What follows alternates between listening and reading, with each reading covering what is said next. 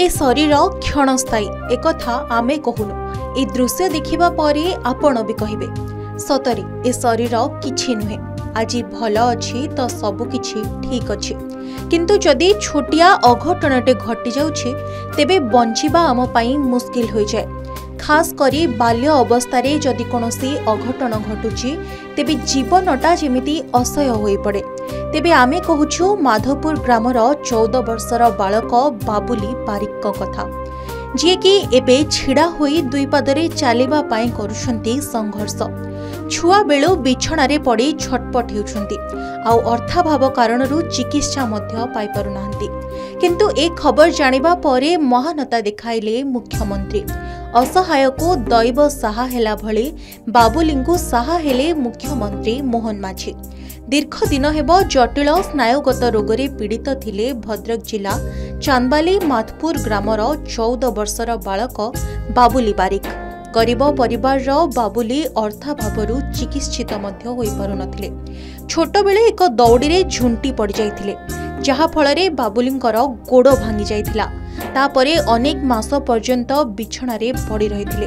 एहा परे बात रोगरे पीड़ित होई सेही दिनटारू चाली बुली पारु नाहंती। तेबे बाबुलींक चिकित्सा हेले से भल होई पारिबे बोली तांको मां कहिसेंती।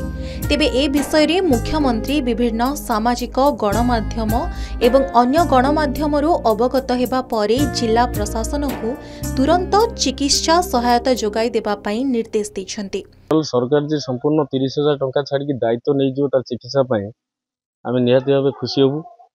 30,000 टंका जो आजिका डेट सरकार दान करिसंती रिलीफ पाइठरू, मुख्यमंत्री रिलीफ पाइठरू 30,000 टंका आजिका डेट आम घर पाखर जब कटक जाऊँ 5,000 टंका गाड़ी भड़ा नहीं सेठी जब 5 दिन आम रही 30,000 टंका कौन प्रकार आम पाखे 1 टंका बचब ना।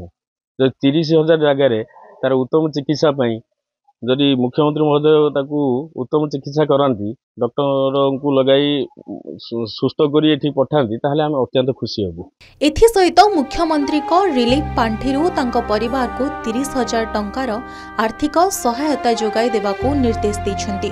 तेबे मुख्यमंत्री को निर्देश क्रमे एक डाक्तरी दल बाबुलींक ग्राम रे पहुंची तांको स्वास्थ्य परीक्षा करिसंती।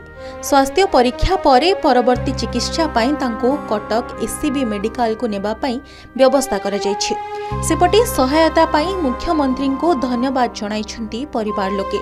जिला प्रशासन बाबुलींक परिवार को समस्त आनुषंगिक सहायता प्रदान करबाकू जोगाजोगरे मध्य रहिछंती।